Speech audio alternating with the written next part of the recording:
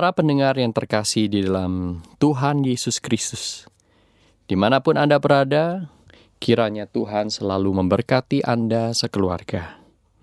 Kita berjumpa kembali dalam program Katekisasi bersama dengan kami, persembahan dari Reform Broadcasting Ministry atau RBM yang dikelola oleh Sekolah Tinggi Teologi Reform Injili Indonesia yang berlokasi di Kemang Utara, Jakarta Selatan.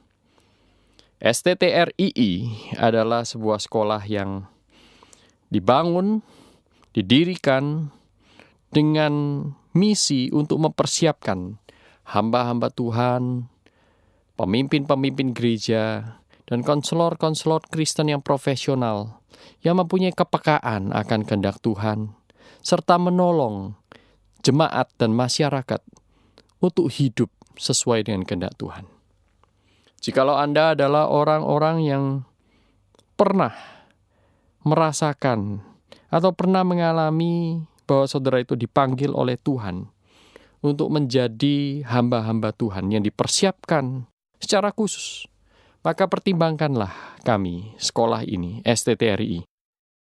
Jikalau Anda ingin mengetahui lebih lanjut, saudara bisa mengunjungi situs kami di www.sttrii.com www.sttrii.com atau silakan menghubungi kami secara langsung untuk bercakap-cakap dengan staf kami di nomor telepon 021 799 0357 021 799 0357.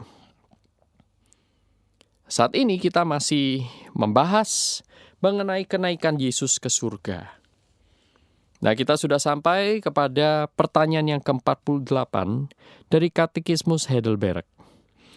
Pertanyaan ke-48 ini berbunyi demikian.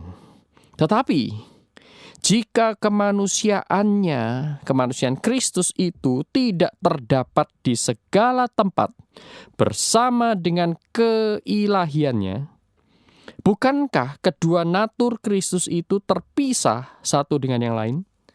Sekali-kali tidak, kata Katekismus Heidelberg. Keilahian itu tidak dapat dikurung oleh apapun dan hadir di segala tempat. Oleh karena itu, keilahian itu memang berada di luar kemanusiaan yang telah dikenakan Yesus. Namun, keilahian itu berdiam juga di dalam natur manusia Kristus dan tetap bersatu dengannya menjadi satu pribadi. Saudara yang terkasih dalam Tuhan, mungkin pertanyaan ini tidak selalu kita pikirkan. Namun ini menjadi satu bagian dari pergumulan doktrinal secara historis ketika Katekismus Heidelberg ditulis. Mereka menanyakan bahwa jika Kristus itu naik ke surga, yang naik apanya? Maka pada sesi terdahulu kita sudah membahas bahwa yang naik ke surga, yang meninggalkan bumi ini adalah natur manusianya, yaitu tubuh dan jiwanya. Tidak seorang pun bisa melihat tubuh Yesus. Tidak seorang pun bisa melihat lagi suara Yesus. Tidak seorang pun bisa menyentuhnya. Tetapi apakah itu berarti Yesus tidak bersama-sama dengan kita? Padahal beberapa bagian ayat Alkitab, misalnya Matius 28 ayat 20 berkata bahwa aku akan menyertai kamu selama-lamanya. Tapi jangan lupa, saudaraku, bahwa di dalam misalnya Matius pasal yang ke-26, Matius pasal yang ke-26 ayat yang ke-11. Di sana Tuhan Yesus berkata, "Karena orang-orang miskin selalu ada padamu, tetapi aku tidak akan selalu bersama-sama kamu." Jadi di satu sisi Tuhan Yesus berkata, "Aku akan menyertai kamu, bersama dengan kamu selama-lamanya." Tetapi di sisi yang lain, "Aku juga tidak akan selalu bersama-sama kamu." Ini apa maksudnya? Dan di sini kita melihat seperti yang sudah dibahas di sesi terdahulu, yaitu bahwa yang dimaksud Yesus dengan dia naik ke surga itu adalah tubuh dan jiwanya, manusia, natur manusianya. Sedangkan keilahiannya itu tidak pernah meninggalkan kita. Sehingga dalam Matius 26 ayat 11 tadi, ketika Yesus berkata, "Aku tidak selalu bersama-sama dengan kamu," artinya kehadirannya secara badani, secara fisik, secara jasmani, itu sementara di muka bumi ini. Tetapi Matius 28 ayat 20 itu berkata tentang keilahian Kristus, penyertaan kasih-Nya, pemeliharaan, serta Roh Kudus-Nya itu selalu menyertai kita. Nah, saudaraku yang terkasih dalam Tuhan, itulah arti dari pertanyaan di dalam Katekismus Heidelberg nomor 48. Sehingga di sini kita boleh memperoleh keyakinan bahwa Kristus memang kita tidak bisa melihat fisiknya, tubuhnya, suaranya, belayannya kita tidak rasakan. Tetapi secara rohani, hal itu menjadi satu janji yang dirasakan oleh begitu banyak orang, dialami oleh anak-anak Tuhan. Bagaimana Kristus menyertai, khususnya melalui pribadi yang ketiga Allah Tritunggal, melalui Roh Kudus-Nya. Itulah sebabnya Tuhan Yesus berkata dalam Injil Yohanes, "Lebih baik jikalau aku pergi ke Bapa. Karena dengan demikian aku akan mengutus pembela, penolong yang lain, Parakletos, untuk menyertai engkau. Mengerjakan apa yang aku sudah kerjakan, memimpin kau kepada seluruh kebenaran, menyadarkan kau akan dosa, memberikan kau kuasa untuk hidup sebagai anak-anak Allah, dan seterusnya." Nah, saudaraku yang terkasih dalam Tuhan, kealahan, keilahian Kristus memang berada di luar kemanusiaan yang telah dikenakannya waktu dia berinkarnasi. Namun, Kristus, keilahian Kristus tidak dibatasi oleh kemanusiaannya yang jasmani, yang sangat terbatas. Nah, saudaraku, disinilah dalam masa penantian kita akan kedatangan Yesus yang kedua kali, saudara dan saya mengalami satu ujian iman, yaitu percaya kepada yang tidak terlihat. Bahwa Yesus itu ada. Nah, saudaraku yang terkasih dalam Tuhan, maka pertanyaan berikutnya, pertanyaan yang ke-49, di sana ditanyakan demikian, apa manfaat kenaikan Kristus ke sorga bagi kita? Nah, ini sangat praktikal, sangat praktis. Maka jawaban dari Katekismus Heidelberg adalah demikian. Pertama, di surga, Yesus menjadi juru syafaat bagi kita di hadapan Bapa. Yang kedua, Kristus dengan tubuh kebangkitannya di surga menjadi jaminan yang pasti bahwa Dia sebagai kepala akan menyambut kita, anggota-anggota tubuhnya. Jadi ada satu jaminan, Kristus sudah ada di sana. Nah, yang ketiga, dikatakan bahwa Yesus, ketika dia naik ke surga bagi kita, dia akan mengutus Roh-Nya kepada kita, supaya juga menjadi jaminan bagi kita. Oleh kuasa Roh itu, kita mencari perkara-perkara yang di atas. Tempat Kristus duduk di sebelah kanan Allah, dan bukan perkara yang di bumi. Nah, saudaraku, mari kita jelaskan satu persatu. Yang pertama tadi dikatakan bahwa Yesus naik ke surga untuk menjadi juru syafaat bagi kita di hadapan Bapa. Saudaraku, Kristus adalah sang mediator, perantara satu-satunya. Dan sebagai perantara satu-satunya, dia juga memegang satu peran yang penting, yaitu dia adalah sang juru syafaat bagi kita. Dalam Yohanes pasal 17, sebelum Yesus disalibkan, Yesus berkata, "Aku juga berdoa bukan hanya bagi mereka, Bukan hanya bagi murid-murid, tetapi juga bagi mereka yang percaya kepada pemberitaan para murid. Artinya, saudaraku, Yesus itu selalu berdoa bagi anak-anak Tuhan. Dan bukan hanya ketika dia hidup di dunia ini menjadi manusia berinkarnasi, tetapi bahkan sampai dia sekarang, dia sudah naik ke surga, Yesus tetap menjadi perantara kita. Sehingga dalam kitab Ibrani itu dikatakan, sehingga dengan hati nurani yang bersih kita itu berani menghadap Tuhan. Mengapa? Karena di sana ada Kristus yang sudah menebus dosa kita, membuat kita diterima oleh Allah Bapa, membuat kita menjadi anak-anak adopsi dari Bapa. Sehingga ketika kita berdoa, Tuhan menolong kita berdoa. Ketika kita berdoa, menaikkan permohonan doa kita boleh didengar oleh Allah Bapa.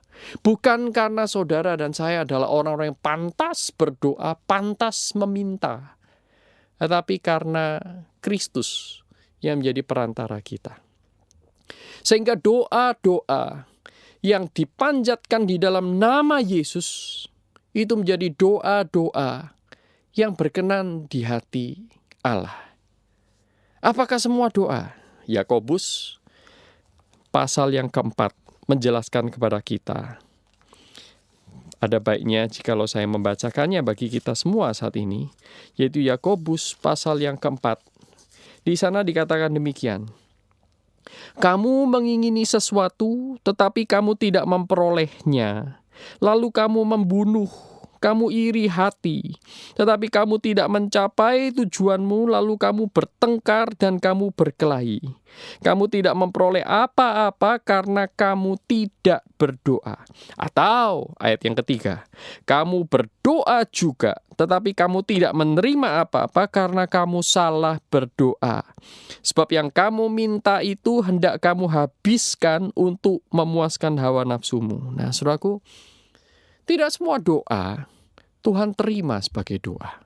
Untuk doa-doa yang dipanjatkan dengan nafsu, doa-doa yang dipanjatkan dengan motivasi yang salah, itu artinya kita tidak berdoa. Atau kalaupun disebut berdoa, kita berdoa yang salah. Yakobus 4 berkata. Dan Tuhan Yesus berkata, apapun yang kamu minta dalam nama Yesus, kamu akan menerimanya. Aku akan memberikan kepadamu. Nah, ini surah bisa baca dalam Yohanes pasal 15 misalnya. Ada banyak beberapa kali kalimat itu dikutip. Nah, ini artinya saudaraku bahwa Yesus menjadi juru syafaat kita, dia menjadi perantara kita, dia menjadi filter atas doa-doa kita. Lalu mungkin ada di antara kita bertanya, oh berarti kita harus berdoa dalam nama Yesus. Karena apapun yang kita panjatkan dalam nama Yesus, kita pasti mendapat. Bukan begitu artinya. Di dalam nama Yesus artinya saudaraku kita berdoa sesuai dengan kehendak Tuhan. Nah, kalau kita sesuai dengan kehendak Tuhan, maka Tuhan pasti menjawab doa-doa kita. Kalau kita berdoa dalam nama Yesus, tetapi kita tidak mendapatkan apa yang kita doakan, ada dua kemungkinan. Pertama, Allah itu berbohong, karena Allah tidak menepati janjinya. Atau yang kedua, doa kita yang salah. Kita menggunakan nama Yesus untuk memuaskan nafsu kita. Nah, saudaraku yang terkasih dalam Tuhan, tentu Allah tidak pernah berbohong. Seluruh kitab suci menyaksikan bahwa Allah itu Allah yang benar, Allah adalah Allah yang setia, bahkan ketika manusia tidak setia, ia tetap setia. Dia selalu mendengarkan doa-doa anaknya yang dipanjatkan dengan hati yang hancur, hati yang patah, hati yang bersandar kepada Tuhan, bukan hati yang otoriter, ingin mengontrol Tuhan melalui doa-doa itu. Lalu bagaimana Pak? Kalau misalnya ada orang-orang yang berdoa dalam nama Yesus dan dia mendapatkan apa yang dia inginkan, semua yang dia dapat, semua yang dia inginkan dia dapatkan. Kita harus berhati-hati, saudaraku. Karena banyak di luar sana orang menggunakan nama Yesus tidak lagi sesuai dengan firman Tuhan. Tidak lagi sesuai dengan kehendak Tuhan. Mereka mencatut nama Yesus untuk kepentingan pribadinya dan mereka mendapatkan yang mereka inginkan, hati-hati. Karena ini pasti bukan pekerjaan Tuhan. Jikalau orang berdoa untuk sesuatu yang akan membahayakan dirinya, jiwanya, keluarganya, dan dia pakai nama Yesus dan dia mendapatkan apa yang dia minta, yang membahayakan dirinya, ini pasti bukan pemberian Bapa, sekalipun pakai nama Yesus. Nah, saudaraku yang terkasih dalam Tuhan, iblis itu paling senang dengan orang-orang yang menganggap dirinya sudah beriman, tetapi sesungguhnya dia jauh dari iman yang sejati.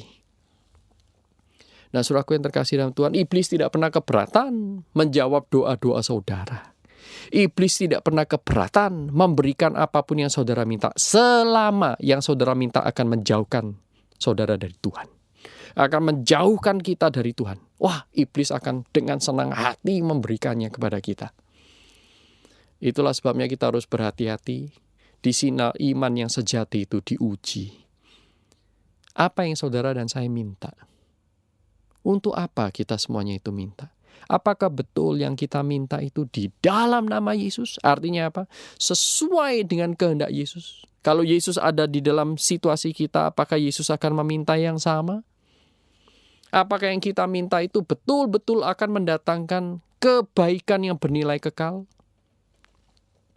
Sebaliknya kita harus bertanya, saudaraku, mengapa kita tidak berdoa untuk hal-hal yang pasti Alkitab itu katakan bahwa itu kehendak Tuhan. Misalnya berdoa untuk penginjilan. Misalnya berdoa supaya Tuhan memberi kita hati yang rela mempersembahkan hidup menjadi hamba-hamba Tuhan.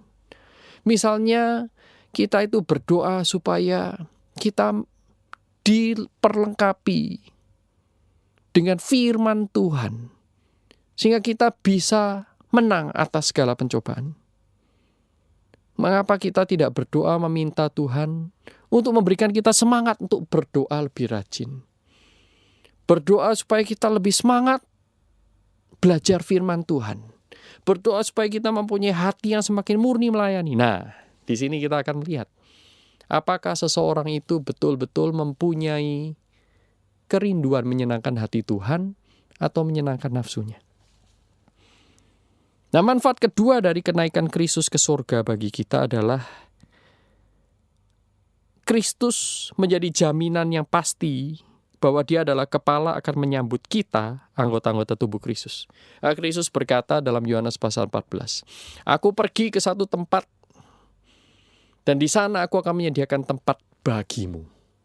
Nah, kehadiran Kristus di surga, di sebelah kanan Allah Bapa, menjadi jaminan bahwa saudara dan saya akan hidup bersama-sama dengan Dia.